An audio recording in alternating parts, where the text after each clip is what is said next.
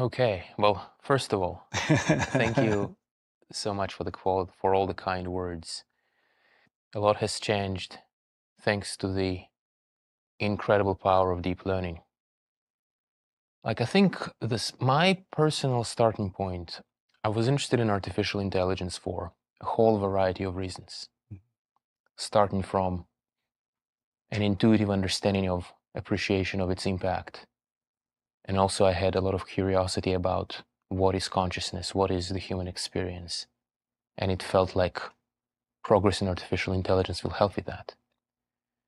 The next step was, well, back then I was starting in 2002, 2003, and it seemed like learning is the thing that humans can do, that people can do, that computers can't do at all. In 2003, 2002, computers could not learn anything. And it wasn't even clear that it was possible in theory. Mm.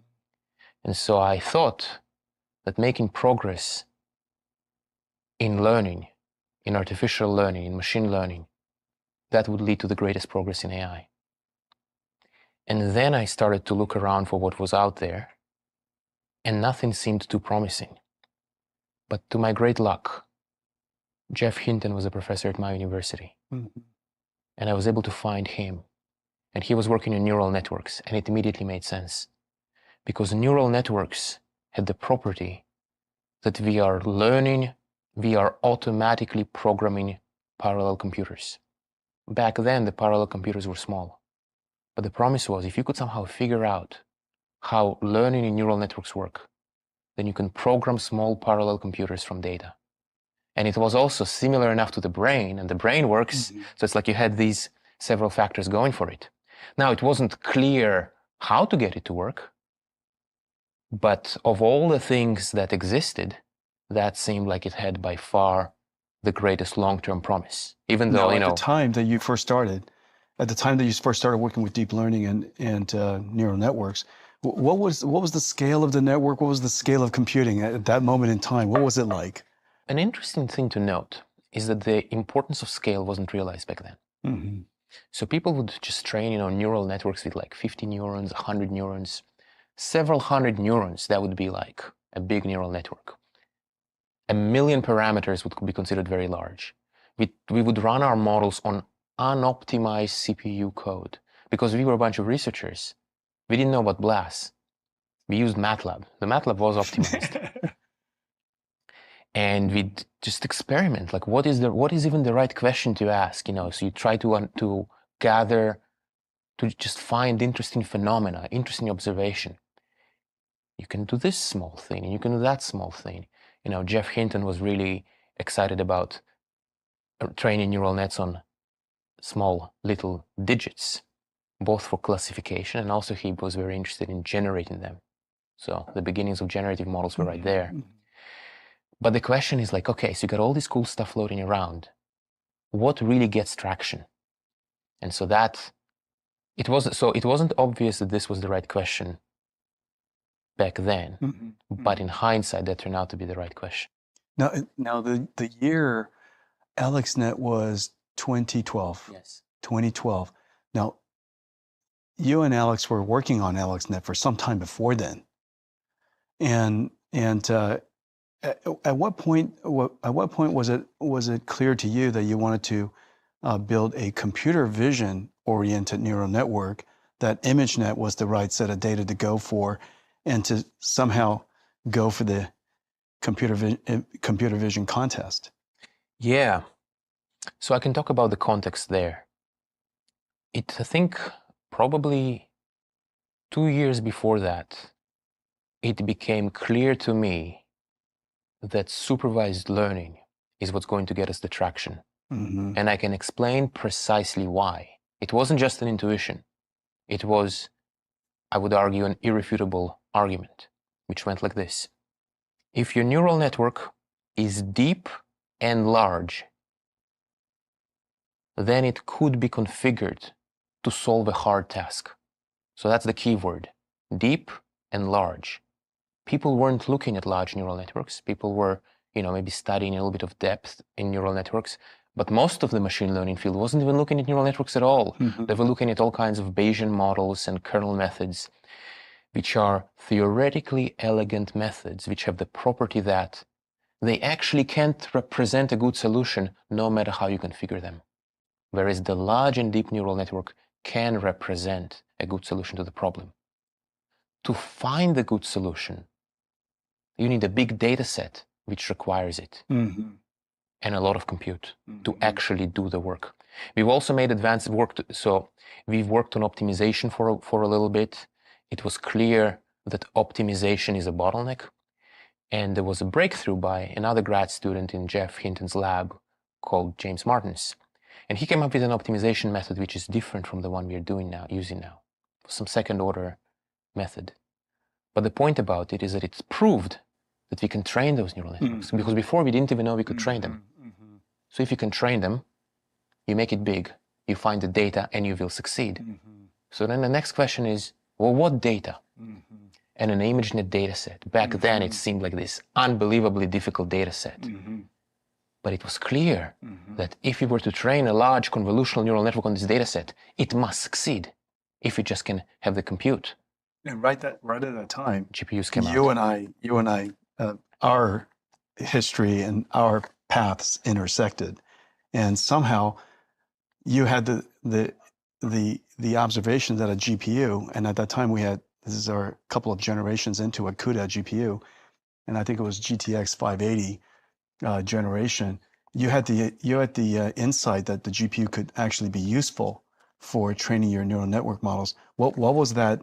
How did that day start? Tell me. You and I, you never told me that moment. How did that day start? Yeah.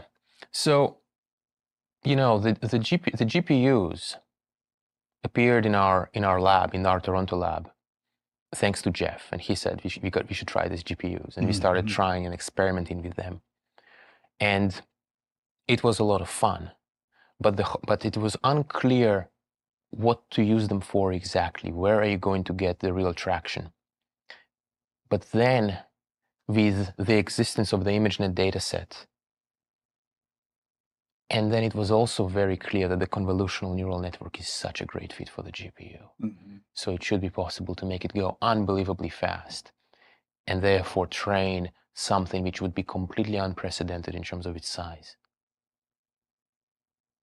And that's how it happened. And very fortunately, Alex Krzyzewski, he really loved programming the GPU, and he was able to do it. He was able to code, to program really fast convolutional kernels,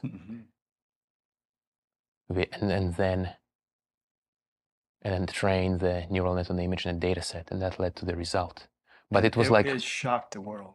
It shocked the world. It broke the record of computer vision by such a wide margin that it was a clear discontinuity. Yeah. And I would say it's not just like, there is another bit of context there. It's not so much like when we say break the record, there is an important, it's like, I think there's a different way to phrase it. It's that data set was so obviously hard and so obviously outside of reach of anything. People were making progress with some classical techniques, and they were actually doing something. But this thing was so much better on a data set which was so obviously hard. It's not just that it's just some competition. It was a competition which, back in the day, it wasn't an average benchmark. It was so obviously difficult, so obviously out of reach, and so obviously with the property that if you did a good job, that would be amazing. Big bang of AI. Fast forward to now, you came out to the Valley. You started OpenAI with some friends. You were the chief scientist. Now, what was the first initial idea about what to work on at OpenAI? Because you guys worked on several things. Some of the trails of inventions and work you could see led up to the ChatGPT moment. But what were the initial inspiration? How would you approach intelligence from that moment and led to this? Yeah. So obviously, when we started, it wasn't 100% clear how to proceed. And the field was also very different compared to the way it is right now. So right now, we already used to, you have these amazing artifacts, these amazing neural nets who are doing incredible things, and everyone is so excited. But back in 2015, 2016, early 2016, when we were starting out, the whole thing seemed pretty crazy. There were so many fewer researchers, like 100, maybe there were between 100 and 1,000 times fewer people in the field compared to now. Yeah, like back then, you had like 100 people. Most of them were working in Google/DeepMind, and that was that. And then there were people picking up the skills, but it was very, very scarce, very rare still. And we had two big initial ideas at the start of OpenAI that had a lot of staying power, and they stayed with us to this day. And I'll describe them right now. The first big idea that we had, one which I was especially excited about very early on, is the idea of unsupervised learning through compression. Some context. Today, we take it for granted that unsupervised learning is this easy thing. You just pre-train on everything and it all does exactly as you'd expect. In 2016, unsupervised learning was an unsolved problem in machine learning that no one had any insight, any clue as to what to do. That's right. Jan LeCun would go around and give talks saying that you have this grand challenge on supervised learning. And I really believed that really good compression of the data will lead to unsupervised learning.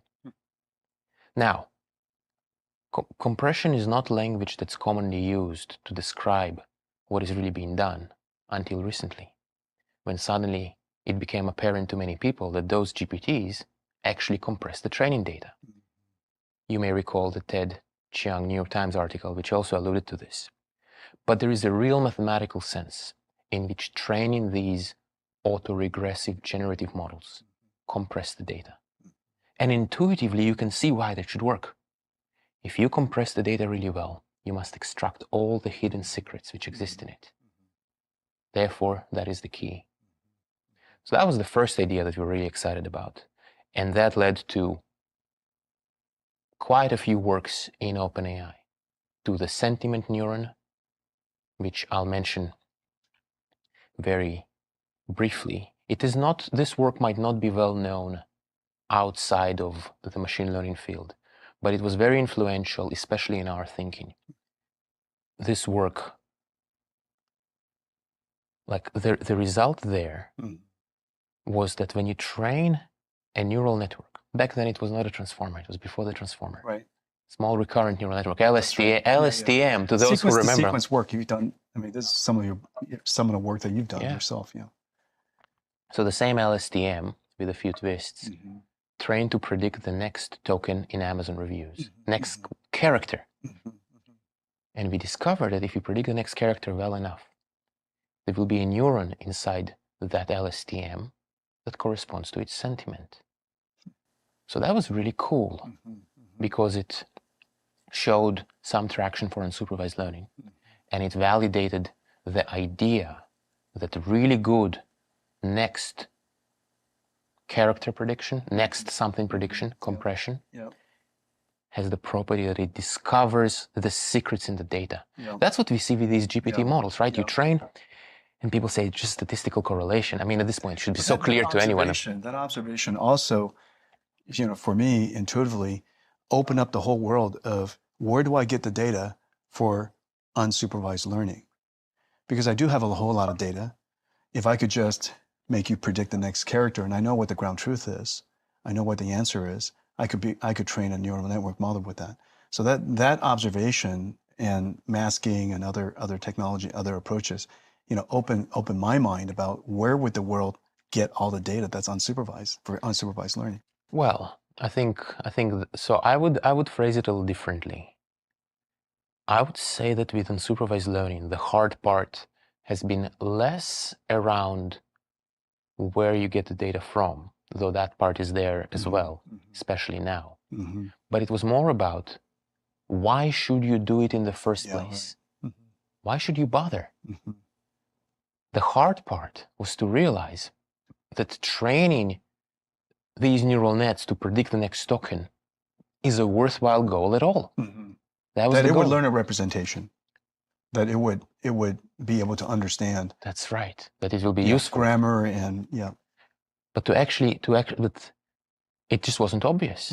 Right. So people weren't doing it. But the sentiment neuron work, and I want to call out Alec Radford as a person who really was responsible for many of the advances there. The sentiment, this was before GPT-1. It was the precursor to GPT-1, and it influenced our thinking a lot. Then the transformer came out, and we immediately went, oh my God, this is the thing.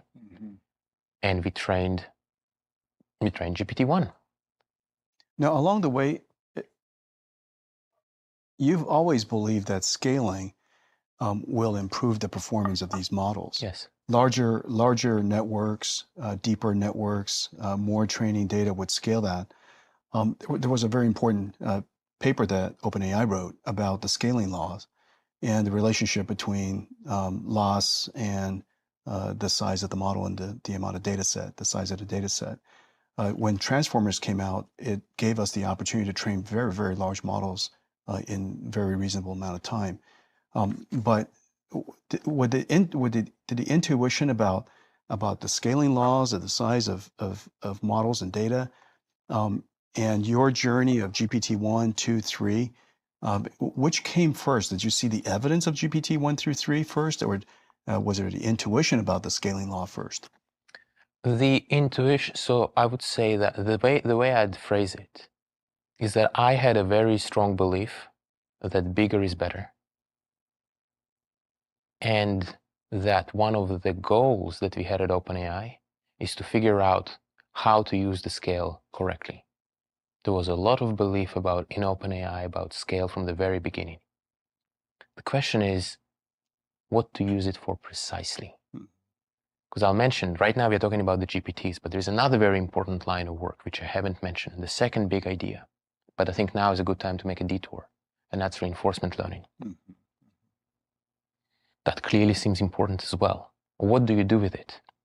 So the first really big project that was done inside OpenAI was our effort at solving a real-time strategy game.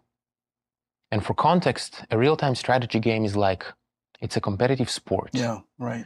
Where you need to be smart, you need to have you need to have a quick reaction time, there's teamwork, and you're competing against another team. And it's pretty involved. And there is a whole competitive league for that game. The game is called Dota 2. And so we trained a reinforcement learning agent to play against itself, to produce, with the goal of reaching a level so that it could compete against the best players in the world. And that was a major undertaking as well. It was a very different line. It was reinforcement learning. Yeah, I remember the day that you guys announced that work. And this is by the way, when I was asking earlier about there's a large body of work that have come out of OpenAI. Some of it seemed like detours, but in fact, as you're explaining now, they might have been detours. It's seemingly detours, but they really led up to some of the important work that we're now talking about, ChatGPT. Yeah, I mean, there has been real convergence where the GPTs produce the foundation, and then the reinforcement learning from Dota morphed into reinforcement learning from human feedback. That's right. And that combination gave us ChatGPT. You know, there's a misunderstanding that ChatGPT is in itself just one giant large language model. There's a system around it that's fairly complicated. Could you explain briefly for the audience the fine tuning of it, the reinforcement learning of it, the various surrounding systems that allows you to keep it on rails and let it give it knowledge and so on and so forth? Yeah, I can. So the way to think about it is that when we train a large neural network to accurately predict the next word in lots of different texts from the internet, what we are doing is that we are learning a world model. It looks like we are learning this. It may look on the surface that we are just learning statistical correlations in text. But it turns out that to just learn the statistical correlations in text, to compress them really well, what the neural network learns is some representation of the process that produced the text. This text is actually a projection of the world. There is a world out there, and it has a projection on this text. And so what the neural network is learning is more and more aspects of the world, of people, of the human conditions, their hopes, dreams, and motivations, their interactions, and the situations that we are in. And the neural network learns a compressed, abstract, usable representation of that. This is what's being learned from accurately predicting the next word. And furthermore, the more accurate you are at predicting the next word, the higher the fidelity, the more resolution you get in this process. So that's what the pre-training stage does. But what this does not do is specify the desired behavior that we wish our neural network to exhibit. You see, a language model, what it really tries to do is to answer the following question. If I had some random piece of text on the internet which starts with some prefix, some prompt, what will it complete to? If you just randomly ended up on some text from the internet. But this is different from, well, I want to have an assistant which will be truthful, that will be helpful, that will follow certain rules and not violate them. That requires additional training. This is where the fine-tuning and the reinforcement learning from human teachers and other forms of AI assistance. It's not just reinforcement learning from human teachers. It's also reinforcement learning from human and AI collaboration. Our teachers are working together with an AI to teach our AI to behave. But here we are not teaching it new knowledge. This is not what's happening. We are teaching it. We are communicating with it. We are communicating to it what it is that we want it to be. And this process, this second stage, is also extremely important. The better we do the second stage, the more useful, the more reliable this neural network will be. So the second stage is extremely important too, in addition to the first stage of the learn everything. Learn as much as you can about the world from the projection of the world, which is text. Now you could fine tune it. You could instruct it to perform certain things. Can you instruct it to not perform certain things so that you could give it guardrails about avoid these type of behavior? Give it some kind of a bounding box so that it doesn't wander out of that bounding box and perform things that are, unsafe or otherwise. Yeah.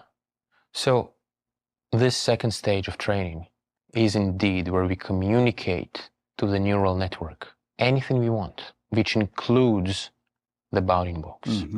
And the better we do this training, the higher the fidelity with which we communicate this bounding box. And so with constant research and innovation on improving this fidelity, we improve this fidelity, and so it becomes more and more reliable and precise in the way in which it follows the intended instructions. ChatGPT came out just a few months ago. Fastest growing application in the history of humanity. Lots of interpretations about why, but some of the things that is clear. It is the easiest application that anyone has ever created for anyone to use. It performs tasks. It performs things. It does things that are beyond people's expectation. Anyone can use it. There are no instruction sets. There are no wrong ways to use it. You just use it. And if your instructions prompts are ambiguous, the conversation refines the ambiguity until your intents are understood by the application, by the AI. The impact, of course, clearly remarkable. Now, yesterday, this is the day after GPT-4, just a few months later. The performance of GPT-4 in many areas astounding. SAT scores, GRE scores, bar exams, the number of tests that it's able to perform at very capable levels, very capable human levels, astounding. What were the major differences between ChatGPT and GPT-4 that led to its improvements in these areas? So GPT-4 is a pretty substantial improvement on top of ChatGPT across very many dimensions. We trained GPT-4, I would say, between more than 6 months ago, maybe 8 months ago, I don't remember exactly. GPT, the first big difference between ChatGPT and GPT-4, and that perhaps is the most important difference, is that the base on top of GPT-4 is built predicts the next word with greater accuracy. This is really important because the better a neural network can predict the next word in text, the more it understands it. This claim is now perhaps accepted by many at this point, but it might still not be intuitive or not completely intuitive as to why that is. So I'd like to take a small detour and to give an analogy that will hopefully clarify why more accurate prediction of the next word leads to more understanding, real understanding. Let's consider an example. Say you read a detective novel. It's like a complicated plot, a storyline, different characters, lots of events, mysteries like clues, it's unclear. Then, let's say that at the last page of the book, the detective has gathered all the clues, gathered all the people, and saying, okay, I'm going to reveal the identity of whoever committed the crime. And that person's name is...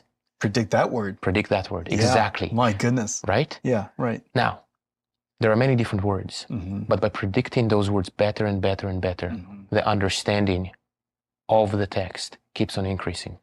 GPT-4 predicts the next word better. You know, Ilya, people say that deep learning won't lead to reasoning, that deep learning won't lead to reasoning.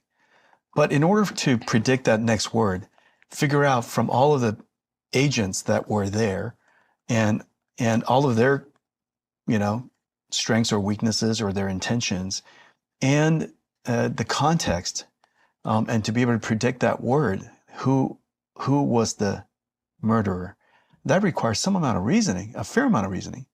And so how is it that it's able to learn reasoning, and if it learned reasoning, one of the things that I was going to ask you is, of all the tests that were taken between ChatGPT and GPT-4, there were some tests that GPT-3 or ChatGPT was already very good at. There were some tests that GPT-3 or ChatGPT was not as good at, that GPT-4 was much better at.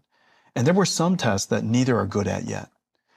I would love for it, and some of it has to do with reasoning, it seems. That, maybe in calculus that it wasn't able to break maybe the problem down into its reasonable steps and solve it. But yet in some areas, it seems to demonstrate reasoning skills. And so is that an area that in predicting the next word, you're learning reasoning? And what are the limitations now of GPT-4 that would enhance its ability to reason even further? Reasoning isn't this super well-defined concept, but we can try to define it anyway, which is when you maybe when you go further, where you're able to somehow think about it a little bit and get a better answer because of your reasoning. And I'd say I'd say that our neural nets, maybe there is some kind of limitation which could be addressed by, for example, asking the neural network to think out loud. This has proven to be extremely effective for reasoning. But I think it also remains to be seen just how far the basic neural network will go. I think we have yet to fully tap out its potential. But yeah, I mean, there is definitely some sense where reasoning is still not quite at that level as some of the other capabilities of the neural network, though we would like the reasoning capabilities of the neural network to be higher. I think that it's fairly likely that business as usual will improve the reasoning capabilities of the neural network. I wouldn't necessarily confidently rule out this possibility. Yeah, because one of the things that is really cool is you ask ChatGPT a question, but before it answers the question, tell me first of what you know, and then to answer the question. Usually when somebody answers a question, if you give me the foundational knowledge that you have or the foundational assumptions that you're making before you answer the question, that really improves my believability of the answer. You're also demonstrating some level of reasoning. Well, you're demonstrating reasoning. And so it seems to me that ChatGPT has this inherent capability embedded in it. Yeah. To some degree. Yeah. One way to think about what's happening now is that these neural networks have a lot of these capabilities. They're just not quite very reliable. In fact, you could say that reliability is currently the single biggest obstacle for these neural networks being useful, truly useful. If sometimes it is still the case that these neural networks hallucinate a little bit, or maybe make some mistakes which are unexpected, which you wouldn't expect a person to make. It is this kind of unreliability that makes them substantially less useful. But I think that perhaps with a little bit more research, with the current ideas that we have, and perhaps a few more of the ambitious research plans, we'll be able to achieve higher reliability as well. And that will be truly useful. That will allow us to have very accurate guardrails, which are very precise. That's right. And it will make it ask for clarification where it's unsure, or maybe say that it doesn't know something when it doesn't know, and do so extremely reliably. So I'd say that these are some of the bottlenecks, really. So it's not about whether it exhibits some particular capability, but more how reliably. To the degree exactly. Of it, yeah. One is speaking of factualness and factfulness, hallucination. I saw in one of the videos a demonstration that links to a Wikipedia page does retrieval capability. Has that been included in the GPT-4? Is it able to retrieve information from a factful place that could augment its response to you? So the current GPT-4, as released, does not have a built-in retrieval capability. It is just a really, really good next word predictor, which can also consume images, by the way. We haven't spoken about it, but I'm about to ask you about multimodality. It is really good at images, that's right. which is also then fine-tuned with data and various reinforcement learning variants to behave in a particular way. It is perhaps, I'm sure someone will, it wouldn't surprise me if some of the people who have access could perhaps request GPT-4 to maybe make some queries and then populate the results inside the context. Because also the context duration of GPT-4 is quite a bit longer now. Yeah, that's right. So, in short, although GPT-4 does not support built-in retrieval, it is completely correct that it will get better with retrieval. Multimodality. GPT-4 has the ability to learn from text and images and respond to input from text and images. First of all, the foundation of multimodality learning, of course, transformers has made it possible for us to learn from multimodality. You tokenize text and images. But at the foundational level, help us understand how multimodality enhances the understanding of the world beyond text by itself. And my understanding is that when you do multimodality learning, that even when it is just a text prompt, the text understanding could actually be enhanced. Tell us about multimodality at the foundation, why it's so important, and what was the major breakthrough and the characteristic differences as a result. So there are two dimensions to multimodality, two reasons why it is interesting. The first reason is a little bit humble. The first reason is that multimodality is useful. It is useful for a neural network to see. Vision in particular, because the world is very visual. Human beings are very visual animals. I believe that a third of the visual of the human cortex is dedicated to vision. And so,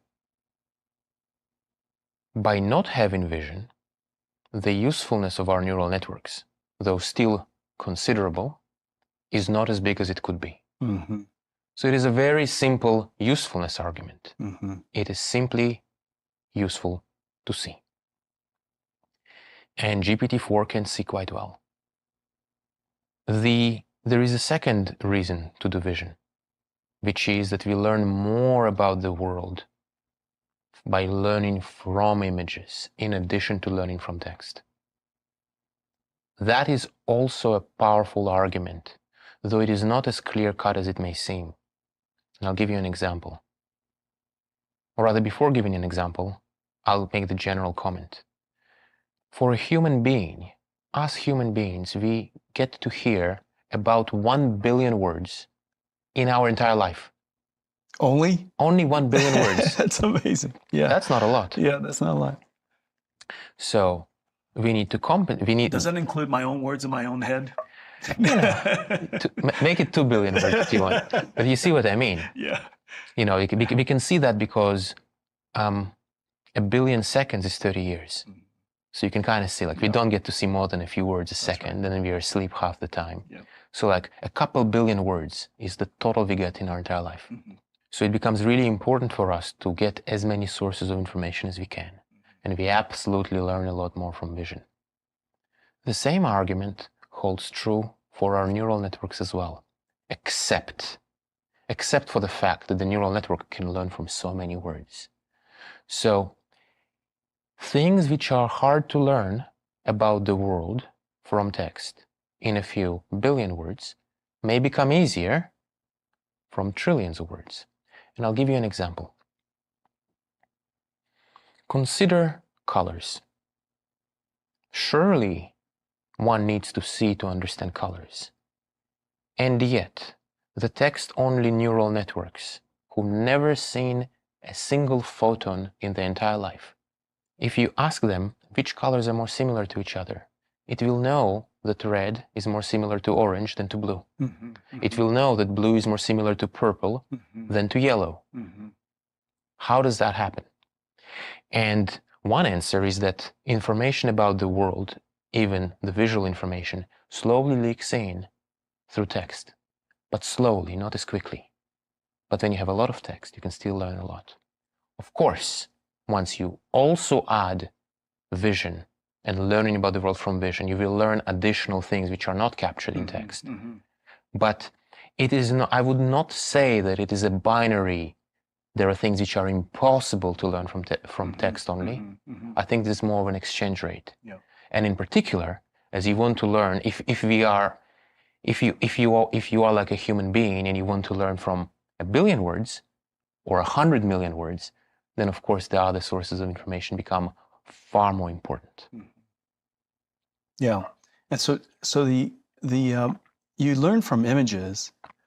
Is there a sensibility that would suggest that if we wanted to understand also the construction of the world, as in the arm is connected to my shoulder, that my elbow is connected, that somehow these things move, the animation of the world, the physics of the world. If I wanted to learn that as well, can I just watch videos and learn that? Yes. Yeah. And if I wanted to augment all of that with sound, like for example, if somebody said the meaning of great, great could be great, or great could be great, So one is sarcastic, one is enthusiastic. There are many, many words like that, that's sick, or, I'm sick, or I'm sick, depending on how people say it. Would audio also make a contribution to the learning of the model, and could we put that to good use soon? Yes. Yeah. I think it's definitely the case that, well, what can we say about audio? It's useful. It's an additional source of information. Probably not as much as images or video, but there is a case to be made for the usefulness of audio as well, both on the recognition side and on the production side. When you on the context of the scores that I saw, the thing that was really interesting was the data that you guys published. Which one of the tests were performed well by GPT-3, and which one of the tests performed substantially better with GPT-4? How did multimodality contribute to those tests, do you think? Oh, I mean, in a pretty straightforward way. Anytime there was a test where a problem where to understand the problem, you need to look at a diagram. Like, for example, in some math competitions, like there is a math competition for high school students called AMC 12, right? Yeah. And there, presumably, many of the problems have a diagram. So GPT 3.5 does quite badly on that test. GPT 4 with text only does, I don't remember, but it's like maybe from 2% to 20% accuracy of success rate. But then when you add vision, it jumps to 40% success rate. So the vision is really doing a lot of work. The vision is extremely good. And I think being able to reason visually as well and communicate visually will also be very powerful and very nice things, which go beyond just learning about the world. You have several things. You can learn about the world. You can then reason about the world visually, and you can communicate visually. Where now, in the future, perhaps in some future version, if you ask your neural net, hey, like, explain this to me, rather than just producing 4 paragraphs, it will produce, hey, like, here's like a little diagram which clearly conveys to you exactly what you need to know, and so on. Yeah, that's incredible. One of the things that you said earlier about an AI generating tests to train another AI, there was a paper that was written about, and I don't completely know whether it's factual or not, but that there's a total amount of somewhere between 4 trillion to something like 20 trillion useful, tokens in language tokens that the world will be able to train on, over some period of time, and that we're going to run out of tokens to train.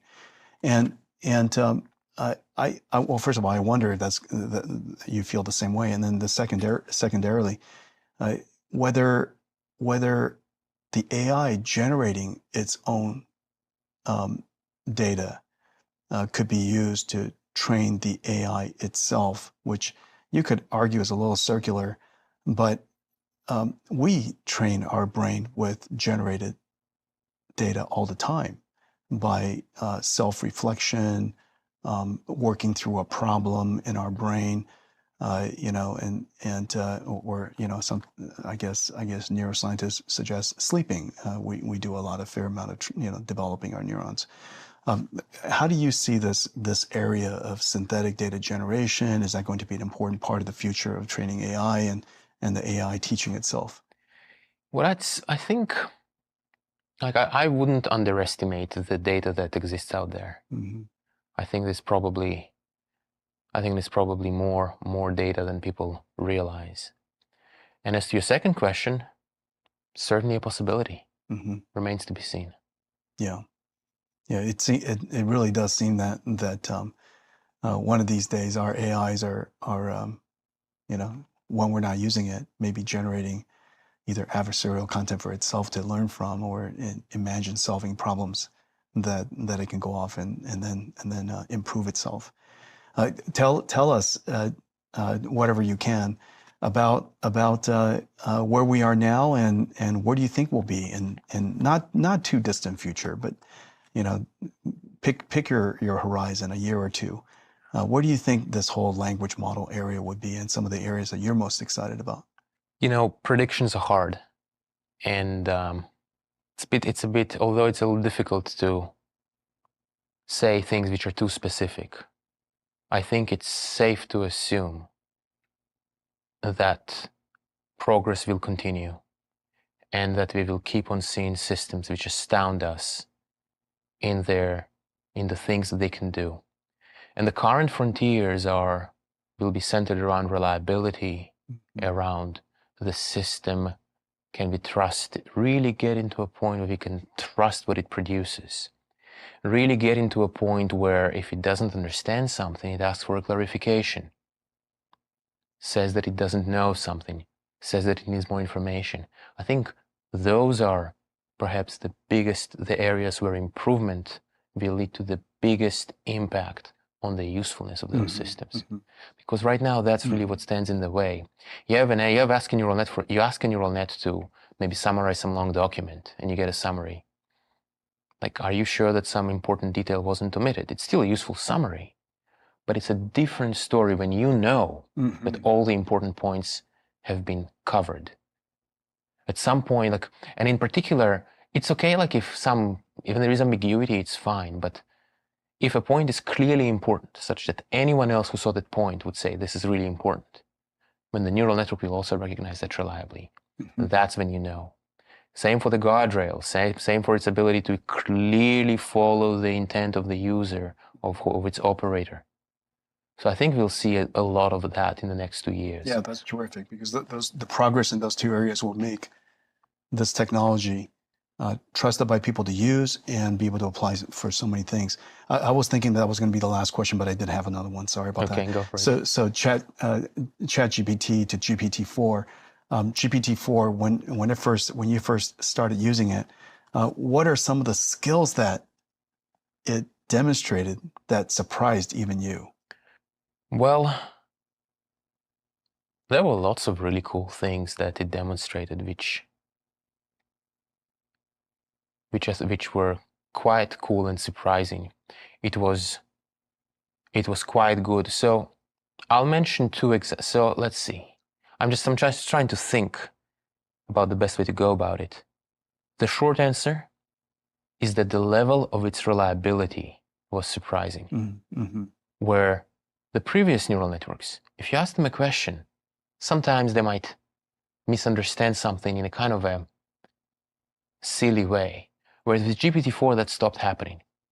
Its ability to solve math problems became far greater. It's like you could really say, really do the derivation and long, complicated derivation, and you could convert the units and so on. And that was really cool.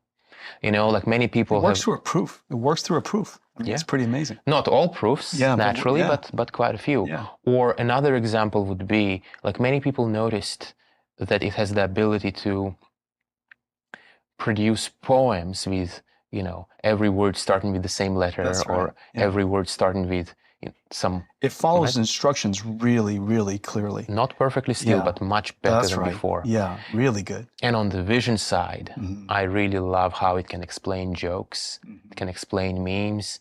You show it a meme and ask it why it's funny, and it will tell you, and it will be correct. The vision part, I think, it's really actually seeing it when you can ask follow-up questions about some complicated image with a complicated diagram and get an explanation. That's really cool. But yeah, overall, I will say, to take a step back, I've been in this business for quite some time, actually, almost exactly 20 years. And the thing which I find most surprising is that it actually works. Yeah. It turned out to be the same little thing all along, which is no longer little and is a lot more serious and much more intense. but it's the same neural network, just larger, trained on maybe larger data sets in different ways, with the same fundamental training algorithm. Yeah. So it's like, wow. I would say this is what I find the most surprising. Yeah. Whenever I take a step back, I go, how is it possible that those ideas, those conceptual ideas about, well, the brain has neurons, so maybe artificial neurons are just as good. And so maybe we just need to train them somehow with some learning algorithm, that those arguments turned out to be so incredibly correct. That would be the biggest surprise, I'd say. In the 10 years that we've known each other, the